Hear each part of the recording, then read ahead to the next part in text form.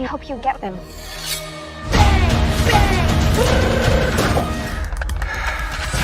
I'm Kate.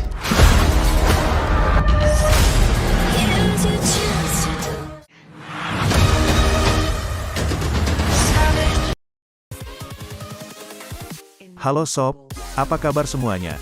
Semoga kalian semua sehat. Kali ini akan membahas alur cerita film yang sangat seru. Berjudul Kate, bercerita tentang seorang asasin atau pembunuh bayaran Amerika, yang ditugaskan untuk menumpas para petinggian USA. Oke, tidak perlu berlama-lama. Bagaimana alur ceritanya? Mari kita saksikan sampai selesai.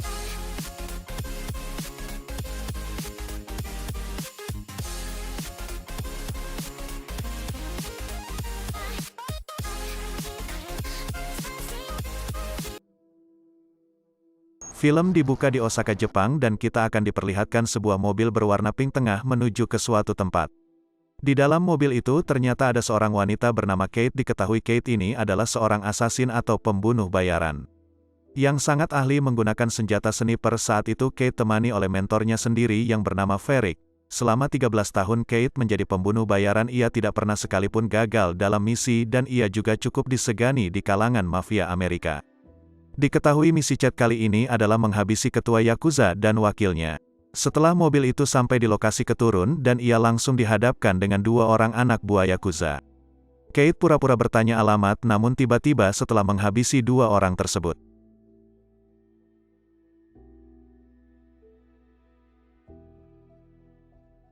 Kate naik ke atas untuk menemukan spot menembak. Kate yang sudah bersiap di posisi akhirnya melihat wakil ketua Yakuza, yang baru saja turun dari mobil. Sayangnya targetnya itu malah membawa anak perempuan yang bernama Annie, sehingga membuat Kate ragu dalam menembak. Kate pada dasarnya tidak mau menghabisi seseorang di hadapan anaknya sendiri. Namun karena operatornya terus mendesak, pada akhirnya Kate pun terpaksa melakukan aksinya, dengan menghabisi si wakil ketua Yakuza.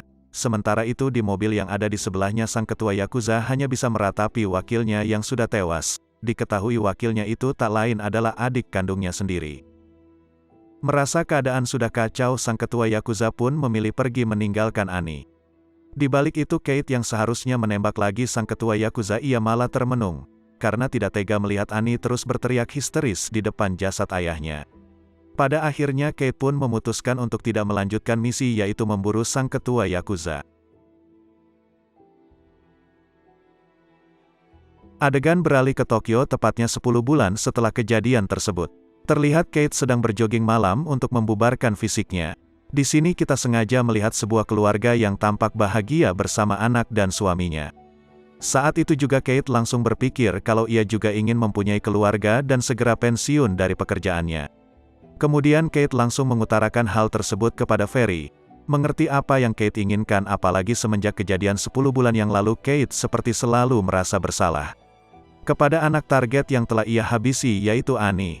Di sini Kate mengatakan kalau sebelumnya dengan menghabisi sang ketua Yakuza, mulai belajar menjadi seorang wanita biasa pada umumnya, dengan nongkrong di sebuah bar hotel tempat ia menginap. Bersamaan dengan itu ada seorang pria tampan bernama Steve. Mencoba berkenalan dengan chat, mereka saling mengobrol sambil minum.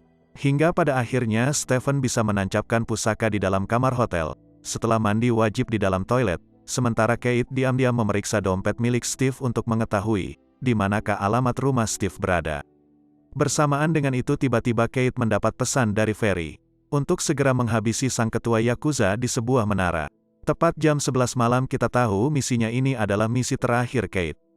Sebelum ia benar-benar pensiun, Kate segera pamit kepada Steve dengan alasan ada urusan mendadak. Singkat cerita, Kate sampai di menara tepat waktu dengan membawa senjata snipernya. Ketika sang ketua Yakuza muncul dan Kate sudah bersiap, tiba-tiba Kate mengalami sakit kepala yang membuatnya gagal fokus. Pada akhirnya Kate gagal menghabisi sang ketua, dan tembakannya hanya mengenai lengannya saja. Kate berlari untuk mencoba kembali, namun lagi-lagi tembakannya meleset karena sakit kepalanya. Semakin terasa berat, Kate pun akhirnya turun untuk melarikan diri. Kate mencuri sebuah mobil lalu bergegas pergi. Sayangnya mobil yang ia curi lampunya malah membuat kepala Kate semakin terasa pusing. Ketika menuju kediaman Ferry, tiba-tiba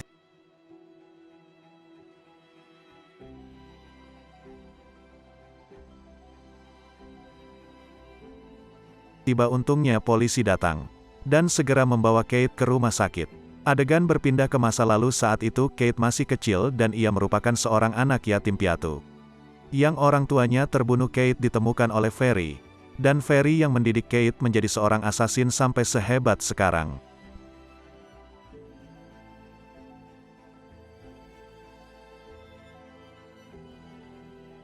Kembali ke saat ini dan Kate akhirnya sadar dari pingsannya.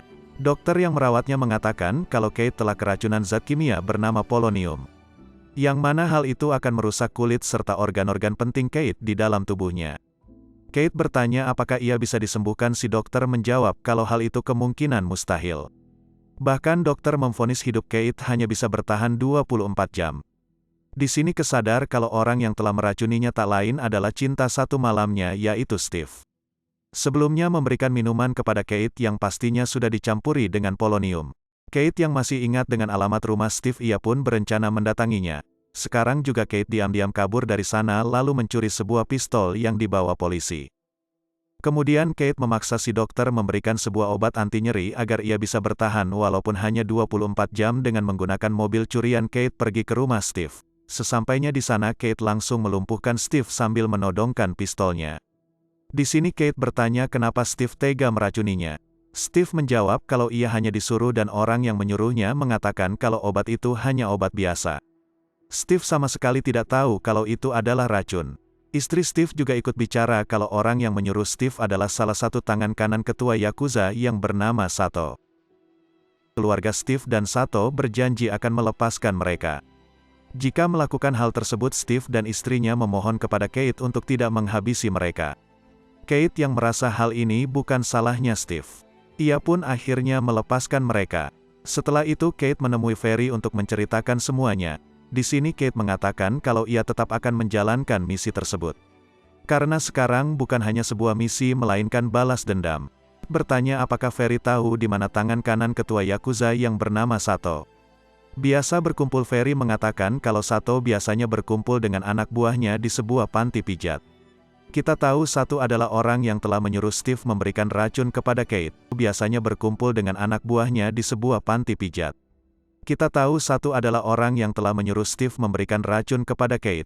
Kemudian pergi ke Alfamart membeli spons dan senter untuk membuat alat peredam secara manual. Setelah itu Kate langsung mendatangi panti pijat untuk menemui Sato. Sesampainya di sana Kate menghabisi satu orang lalu bertanya mana yang bernama Sato. Ternyata orang yang ada di hadapannya ini adalah Sato. Kate bertanya kepada Sato kenapa ia meracuninya. Sato mengatakan kalau hal itu hanyalah perintah. Kemudian Kate bertanya lagi di manakah keberadaan sang ketua Yakuza. Karena Ken sadar kalau yang memerintahkan Sato pasti sang ketua ya. Namun karena saat atau tidak mau menjawab inilah nasibnya. Bersamaan dengan itu anggota Yakuza yang lain berdatangan dan Kate segera menyandera satu orang. Sayangnya pistol Kate macet hingga terjadilah baku hantam yang seru di antara mereka.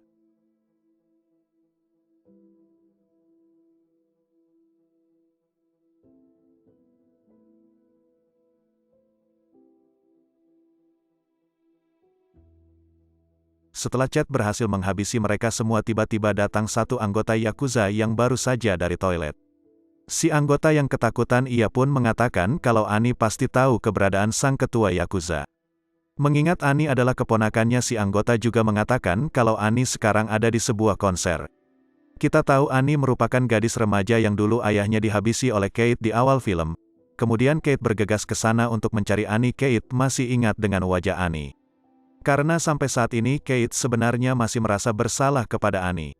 Ketika Kate menemukannya, Kate pun langsung menghabisi para bodyguard Ani. Lalu membawanya pergi, bertanya mengenai di manakah keberadaan sang ketua Yakuza. Ani menjawab, dengan segera Kate menyuruh Ani untuk menghubungi Renji. Setelah tersambung Kate merebut ponsel Ani. Lalu mengatakan kalau ia sudah menculik Ani dan Kate meminta Renji untuk segera menemuinya. Setelah itu Renji pun mengutus anak buah setianya untuk pergi ke sana. Renji juga malah memerintahkan mereka untuk menghabisi Ani dan juga Kate. Apa alasannya kita akan tahu nanti. Singkat waktu anak buah kepercayaan Renji datang dan berhadapan langsung dengan Kate. Mereka saling mengeluarkan senjata namun untungnya Kate lebih cepat. Persamaan dengan itu para anak buah Renji pun berdatangan hingga terjadilah baku hantam dan baku tembak. Di sisi lain Annie yang sudah disekap di dalam toilet terus berusaha melepaskan diri. Merasa kalah jumlah, Kate pun akhirnya memutuskan untuk kabur dari tempat tersebut. Sementara itu Annie berhasil melepaskan diri. Ia keluar dari toilet dan bertemu dengan anak buah Renji.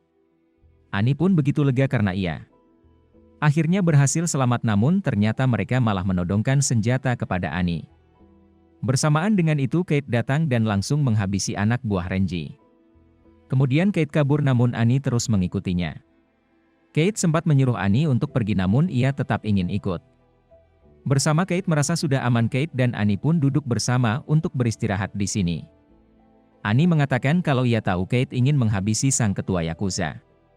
Walaupun Annie ini keponakannya namun ia sudah tidak peduli karena semenjak kematian ayahnya dulu, sang ketua Yakuza tidak lagi memperhatikan Annie.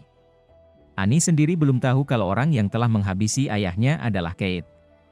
Kemudian Annie menjelaskan untuk menemukan sang ketua mereka harus lebih dulu menemui Renji dan Annie bersedia membawa Kate ke markas Renji.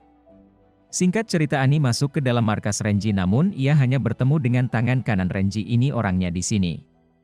Annie bertanya di manakah Renji sekarang. Tangan kanan tentu tidak mau menjawabnya. Namun tiba-tiba Kate muncul sambil menodongkan senjata. Kate kembali bertanya mengenai di mana Renji, namun di suatu kesempatan si tangan kanan berhasil menjatuhkan pistol Kate dan terjadilah baku hantam. Annie mengambil pistol yang terjatuh lalu mencoba menembak si tangan kanan. Sayangnya tembakan tersebut malah mengenai bahunya Kate. Si tangan kanan mengajar Annie lalu merebut pistolnya untuk segera menghabisi Kate, namun dari belakang tiba-tiba Annie melakukan hal ini. Kemudian mereka mencoba mencari petunjuk mengenai di manakah sekarang Renji berada. Kate menemukan persenjataan di balik lemari sementara Annie berhasil melacak keberadaan Renji melalui ponsel tangan kanannya. Singkat cerita Annie menghadang mobil Renji dengan menggunakan tangannya. Annie pun menghabisi dua anggota Yakuza yang sedang bersama Renji. Ternyata yang menembak itu adalah Kate.